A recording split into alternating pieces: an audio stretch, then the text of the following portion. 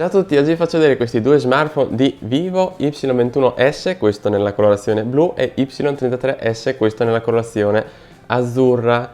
Ci sono veramente poche differenze e si differenziano dal display, perché troviamo sul 33S un Full HD contro l'HD del 21S e gli altri componenti sono praticamente identici. Ma secondo voi vale la pena per uno schermo Full HD spendere 50 euro in più? Anche perché i prezzi non sono così bassi.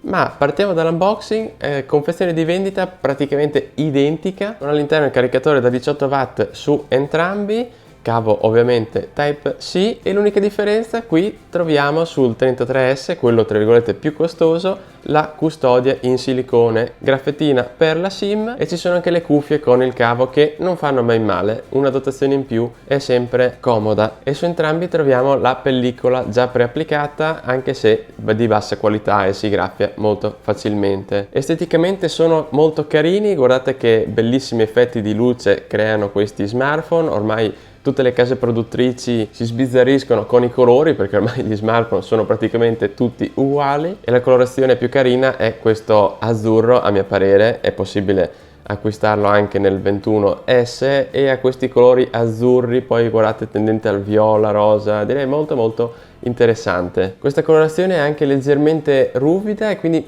un filo più scivoloso, invece qui troviamo un ottimo grip della plastica, e oltre ad acquisire tantissimo le impronte, qui assolutamente non si pulisce mai perché non si sporca mai, guardate, sembra sempre nuovo, a parte vabbè il modulo fotocamera, le impronte lì rimangono, però direi che qui si ha un ottimo grip, invece qui sembra sempre un telefono nuovo, a parte quando lo graffiate, ovvio. 182 grammi per entrambi. Per quanto riguarda il peso, vorrei sottolineare lo spessore di soli 8 mm, quindi per quanto riguarda il design, anche se la costruzione è interamente in plastica, direi che non è male, visto che poi sono dotati di una batteria da 5000 mAh. Non so come fa a starci il tutto qua dentro. Per entrambi sulla parte destra c'è lo sblocco con l'impronta digitale. Qua forse non ho configurato l'impronta a sinistra, ok, si è sbloccata nell'immediato, 10 volte su 10, controllo del volume, qua sopra carrellino SIM che è possibile inserirci 2 nano SIM e la micro SD, quindi in totale ci sono 3 slot. Poi sotto, guardate anche voi, abbiamo l'entrata Type-C di ricarica e il jack da 3,5 mm per le cuffie. C'è anche un piccolo speaker mono, non tanto di qualità, però non è male, nessun audio corposo, appena sufficiente, dai, è il solito speaker mono. La CPU che muove questi smartphone è il MediaTek Helio G80, ormai più che collaudato, è appartenente alla fascia bassa, è uscito, se non ricordo male, nel 2020, e troviamo 4 GB di RAM sul 21S e 8 GB di RAM sul 33S, ma vi anticipo già che non ci sono così grosse differenze. 128 GB di spazio di archiviazione per entrambi, quindi è un grandissimo pregio, e direi che la micro SD sinceramente non serve nemmeno, dipende sempre da quanto accumulatore siete. Poi abbiamo il Wi-Fi dual band, 4G dual standby, Bluetooth 5.0, GPS preciso con tutte le tecnologie del caso, e presente anche l'NFC per i pagamenti. Vibrazione nella media non così netta, ed è possibile registrare le telefonate perché c'è il dialer integrato di Google. Capsula auricolare buona e un ottimo microfono per le telefonate, direi che come telefono in sé è buono. Il display, come vi ho anticipato all'inizio, lo schermo è l'unica differenza tra i due. 6,58 pollici Full HD, 6,51 pollici HD, 401 ppi, 270 ppi, ma posso essere sincero, visti così non si nota alcuna differenza. Se lo guardate più o meno a questa distanza, molto ravvicinato, più o meno si vedono i pixel, ma questo si nota soprattutto nella visione di pagine web in modalità desktop, o comunque durante la visione di caratteri molto piccoli, che i pixel a disposizione sono molto minori sul 21S. Ma nell'utilizzo quotidiano non c'è questa grossa differenza. Ovviamente LCD IPS, neri ovviamente tendenti al grigio, però luminosità ottima, quindi si vedono molto bene all'esterno, touch nel complesso preciso e contenuti streaming, a parte YouTube che passa in Full HD, tipo Netflix o Amazon Prime Video, si fermano solamente in HD. Come vi ho anticipato anche per la batteria, 5000 mAh è un grandissimo punto di forza. Si riescono a coprire tranquillamente 2 giornate senza problemi. Si superano anche le 8 ore di schermo, dipende sempre dal vostro utilizzo, e il 21S, forse anche complice lo schermo solamente in HD, riesce a registrare più o meno un 10% in più di durata della batteria, 10-15%. Quindi se cercate un battery phone e se lo schermo non vi interessa più di tanto, il 21S è veramente ottimo per quanto riguarda la durata. E infine la ricarica fast charge 18 watt consente di ricaricarli completamente in 2 ore circa. Le fotocamere non sono spettacolari, appartengono alla fascia bassa, un po' come tutto lo smartphone, sebbene sulla carta troviamo un sensore da 50 megapixel f1.8. In condizioni di scarsa luminosità la qualità cala parecchio e attivando la modalità notturna la Super Night sinceramente non migliora tantissimo, scatti leggermente più luminosi. Nel complesso sono buoni scatti da condividere sui social e niente di più. Diciamo che appena rivista al computer si nota la mancanza di dettagli.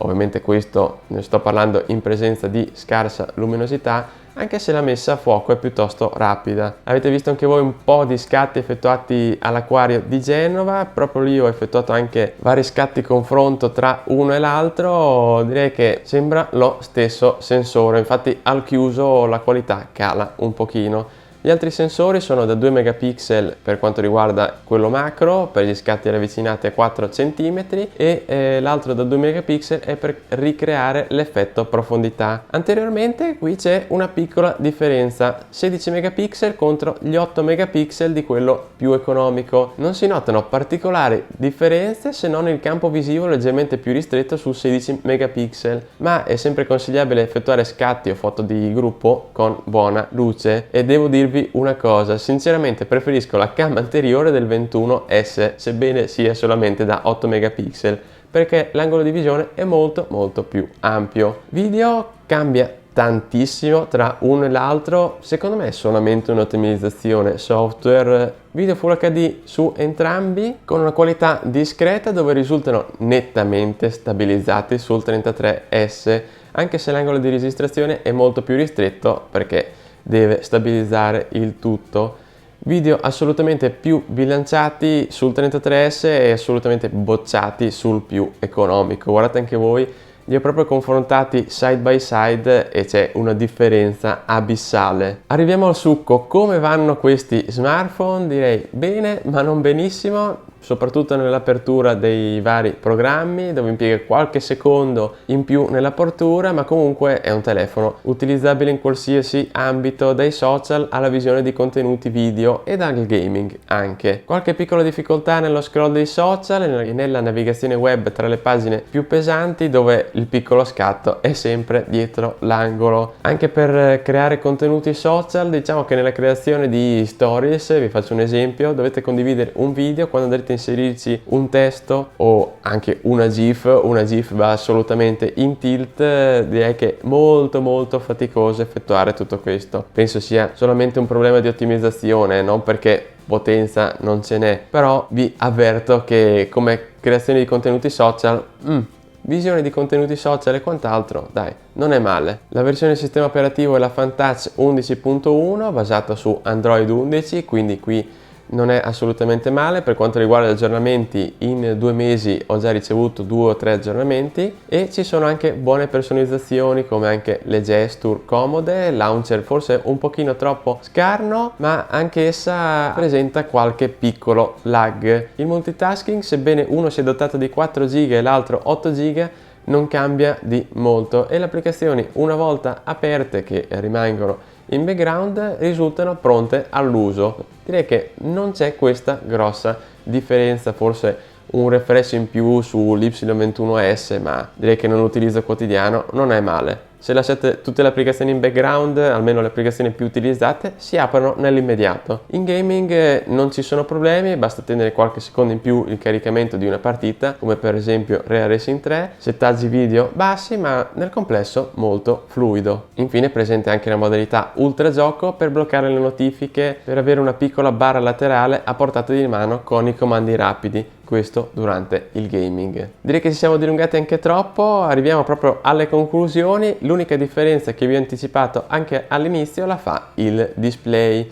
Prestazioni comunque accettabili per il 2022, ma a questa fascia di prezzo il mercato è veramente pieno zeppo di questi smartphone. Ci sono Redmi, Oppo, Poco e certi con prestazioni nettamente migliori. L'Y21S al momento viene proposto a 169 euro, Y33S 215 euro. Sebbene i prezzi sono molto più bassi rispetto a quelli ufficiali annunciati all'uscita, che erano veramente alti, più o meno 50-60 euro in più, a mio parere sono ancora un pochino troppi. Questi telefoni Vivo sono esteticamente molto belli, svolgono qualsiasi compito, ma un grande punto interrogativo, perché vi faccio solamente un esempio. Prendiamo il Redmi Note 11 appena uscito, viene proposto a 199 euro, vabbè, ha solo 64 GB di RAM, ma ha caratteristiche nettamente migliori, addirittura uno schermo sì in Full HD ma a 90 Hz.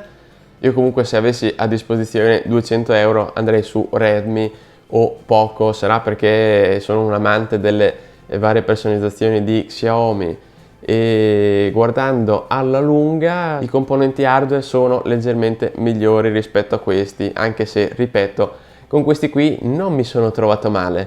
Voi cosa ne pensate? Ho preso i Redmi o il Poco come punto di riferimento, ma ci sono tantissimi altri smartphone su questa fascia di prezzo. Dai, fatemi sapere voi cosa ne pensate, io vi saluto e alla prossima su YouWin Blog.